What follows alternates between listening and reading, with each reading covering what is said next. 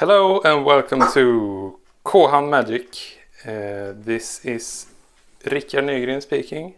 I'm going to show you a quick little deck tech on my Nekusar deck. It's a casual EDH deck that I've had for quite some time and I've played a lot with it. And I thought I'd just show you how it ended up being set up in my hands. So Nekusar is, he's a 2/4 zombie wizard. He costs 2 generic and blue, black, red. At the beginning of each player's draw step, that player draws an additional card. And when an opponent draws a card, Nekusar deals 1 damage to that player. So this is basically made for using all your old wheel cards like Wheel of Fortune and stuff like that. As a matter of fact, I have a lot of sweet cards I'm going to show you for this build. Start off with a couple of islands, 2 swamps, 2 mountains. Then we have a key land in this in this deck. It's a reliquary tower. To not have any maximum hand size is quite good in this setup. Chorus, Center of the Sea. Command tower, of course. Rupture Spire. Crypt of the Eternals. Reflecting Pool. Not so budget, but very useful. Field of Ruin. I had a Wasteland up until yesterday, but I'm currently building pre-modern decks, so I have to cut out some of the goodies from my commander decks. Temple of the False God. And then we have a couple of Shocklands. Blood Crypt, Steam Vents, and Watery Grave. Dragon's Skull Summit and Drowned Catacomb. These are pretty neat. The only fetch in the land base is a Bloodstained Mire. That's the only fetch I'm running. 1 gain land. Then we have a Pain land. Tainted Isle. I like these ones. The tainted lands from Torment. You can add 1 colorless, or you can add blue or black, but only if you control a swamp. Crumbling Necropolis. Enters tapped, but then it adds either blue, black, or red. And then my favorite, Crucis Catacombs. It is a lair in addition to its land type. It comes into play, you have to sacrifice it unless you return a non-lair land you control to its owner's hand. It's like a bounce land, you have to bounce something. But it doesn't come in tapped, really cool. Barren Moor is the cycling land. Salt Marsh, a tap land from Invasion. I think it looks cool, that's why it's in here. River Glide Pathway. This is a new card to me. I just added it in. So it's like one of these switcheroo 2-sided cards. It's pretty cool. Then we have Frostboiled Snarl from Strixhaven. You may reveal an island or a mountain from your hand. If you don't, it comes in tapped. And then we have 3 bounce lands. I kind of like them actually. That's the mana base for this deck. Now we're going to go over sweet cards that makes this deck look like a group hug deck. But it's not. At the beginning of each player's draw step, that player draws 2 additional cards. I mean, to get stuff like this out early in the game, it just makes everyone happy in the beginning, hopefully. Font of Mythos. Burning Inquiry is not really a nice card. It could be swing and miss, but each player draws 3 cards, then discards 3 cards at random. But for 1 red, it's really cool. Otherworld Atlas. Howling Mine, of course. Each player draws an additional card. And then we have Minds Aglow. And it has Join Forces. So starting with you, each player may pay any amount of mana. Each player draws X cards, where X is the total amount of mana paid this way. So then everyone gets to choose. Then you can draw shitloads of cards. And with your commander out, that's a lot of damage as well. Master of the Feast. It's one of few creatures in this deck. It's a 5/5 for 3, that's not bad. And it has, at the beginning of my upkeep, each opponent draws a card. So you don't draw a card, but your opponents, they do draw a card. Kame of the Crescent Moon. Crescent? I don't know. I'm from Sweden. He makes everyone draw an additional card, and I like that. Dictate of Krufix. Enchantment with Flash. It says same thing. Draw an additional card in your draw step. Sweet. So that's that for the group hug cards. And then we have some mana rocks. Obelisk of Grixis, Dimir Signet, Sol Ring, Rakdos Signet, Commander Sphere, Arcane Signet, and then all the good wheel cards. This is my favorite part. We've got Whirlpool Warrior. When it comes to play, you shuffle the cards from your hand into your library, then draws that many cards. So you have to wheel when it enters. But then you can pay 1 red and sacrifice Whirlpool Warrior to make everyone wheel. Just great. Magus of the Wheel, of course, has an activation for 1 generic and a red. Sacrifice him and each player discards their hand, then draws 7 cards. Days Undoing.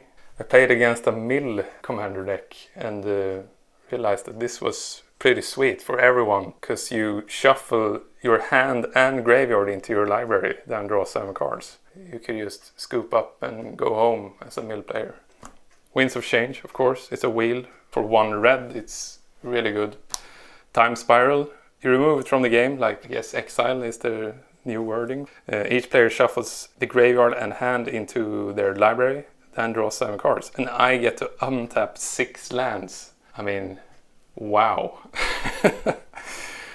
Wheel of Fortune, of course. Lovely revised edition on this one. You know what this does. Good. Very good. Windfall. Each player discards their hand, then draws cards equal to the greatest number of cards a player discarded this way. So let's say if you're playing against a Locust God deck or something that draws a shit ton of cards, maybe has like 14 cards in hand, everyone gets to draw 14. That's good. Wheel and Deal. I get to choose who wheels, like any number of target opponents each discards his or her hand and draws 7 cards. And I get to draw a card. So this could be a finisher if you would like. Whispering Madness. It's a wheel with cipher, so you get to encode this spell on a creature. It's really cool. Wheel of Fate. Just a Wheel of Fortune with Suspend 4. Molten Psyche. This has been a finisher for me a lot of times, because each player shuffles the cards from their hand into their library, then draws that many cards. Then it has Metal Crafts, so if I control 3 or more artifacts, it also deals damage to each opponent equal to the number of cards that player has drawn this turn. Time Reversal. Each player shuffles his or her hand and graveyard into... same thing with this. This could be great for, like, you know, you're close to being milled out, or you gotta find answers. This is great. Shuffling your graveyard and hand back into your library. And then my favorite, not everyone else's favorite when people are playing against this, but Teferi's Puzzle Box is a weird fucking card. During each player's draw step, I think you draw your card first, and then you have to put your hand in the bottom of the library and draw 8 new ones if you have 8 cards in hand. It's really fun. Incendiary Command has a lot of like options on this one, but I always choose the wheel. Each player discards all the cards in his or her hand and draws that many cards. A wheel. Jace's Archivists are... he's basically a wheel on a stick. You can do it multiple times, because you don't have to sack this guy. Dark Deal, the only black wheel I have in this. This makes you draw 1 less than you discarded. It's a wheel for 3. Now we're getting to the pain makers in the deck. Megrim deals 2 damage to you if you discard a card. And that's not you, not like as the pilot of this deck, but your opponents. Let's say if you play a Wheel of Fortune, that's 7 cards, so that's 14 damage if you have this out. And then if you have your commander out, it's another 7 damage for each card you draw. Megrim is good. Obnixilis, he does the same thing as Nekusar. He deals 1 damage to the opponent when they draw a card, but it also has like a removal built in. So you can destroy target creature, its controller draws 2 cards. Underworld Dreams, whenever an opponent draws a card, it deals 1 damage. Fevered Visions is an enchantment that says at the beginning of each player's end step that player draws a card. If the player is your opponent and has 4 more cards in hand, it deals 2 damage to him or her. That's pretty cool. Psychosis Crawler, another chunk blocker. His toughness and power are equal to the number of cards in my hand. Whenever I draw a card, each opponent loses 1 life, so that's good. Skull Cage, at the beginning of each opponent's upkeep, Skull Cage deals 2 damage to that player unless he or she has exactly 3 or exactly 4 cards in hand. Liliana's Caress is an enchantment that says whenever an opponent discards a card, it costs 2 life, so it's basically a Megrim So if you have Megrim and Liliana's Caress, a wheel is like... oh shit, that's a lot. 28 damage. I'm really bad at math, but it's a lot of damage. Fate Unraveler. When an opponent draws a card, it deals 1 damage to that player. So you don't really need your commander for this to go off. It's more fun with commander, of course. Notion Thief. Now we're getting to the asshole cards. If an opponent would draw a card, except the first one they draw, I draw the rest. Which is really cool. Iron Maiden. During each of your opponent's upkeeps, Iron Maiden deals 1 damage to that player for each card more than 4. Phyrexian Tyranny. This has actually killed me as well. Whenever a player draws a card, that player loses 2 life unless he or she pays 2 generic. And that includes me as a pilot of this deck, which is rather unfortunate, but still a very fun card. Gets Grimoire. Grimoire? I don't know. Whenever an opponent discards a card, you draw a card. That's good. So these are some utility cards I have in the deck. Nightscape Familiar makes my blue and red spells cost 1 generic less. And Drift of Phantasms. It's a 0/5 defender with flying, but I use it for the Transmute. Transmute is basically a tutor, but you can only play it in sorcery speed. You pay the 1 generic and 2 blue to discard this card and search your library for something that has the same converted mana cost as this card, so 3 in this case. Dark Petition, another tutor. Diabolic Tutor.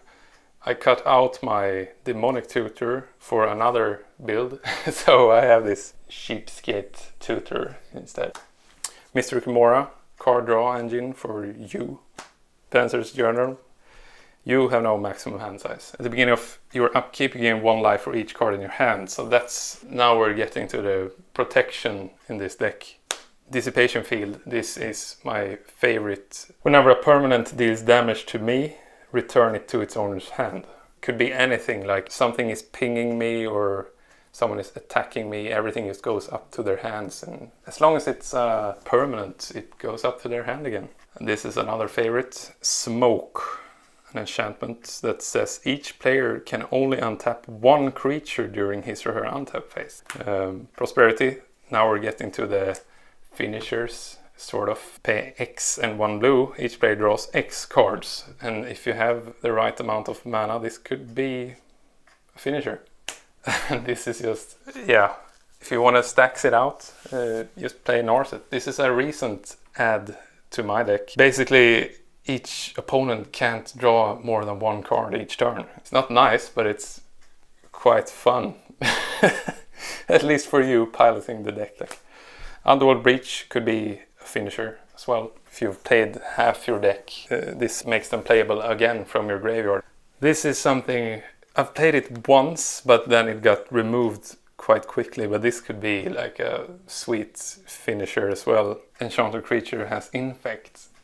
So if you put this on Nekusar, play Wheel of Fortune and Winds of Change, then it's game. Then you win, because everyone gets 10 poison counters, or 14 actually. I like that. And then we have some protection and removal. It's Chaos Warp, Flood of Tears, it's a board wipe. Coastal Breach, also a board wipe. Reality Shift, good exile removal. Blasphemous Act, board wipe. Elumbra, Cyclonic Rift, board wipe. Fongify, single removal. Terminate, single removal. And then we have 2 fast boots for your commander. And that's pretty much it. That's my deck. I'm never happy with a deck, but this is the most happy I've been with this deck. It's fun to play. If you don't feel like being too much of an asshole, you can just drag it out and be a group hugger for a while until you start playing out all the painmakers, and then you become the biggest target on the board. But yeah, it's really fun. I like it a lot. The only problem is that you could never like consider this like a competitive deck, since there's too much card advantage for your opponents, since they're drawing so many cards, and that the commander is quite expensive in his CMC, and he becomes a very fast and easy target for people. So if you're considering building a Nekusar deck, just load the deck up on protection more than I have. I don't want to cut out anything because there's so many fun spells in this deck. So yeah, hope you enjoyed my quick little deck tech, and see you another time with another deck. Goodbye.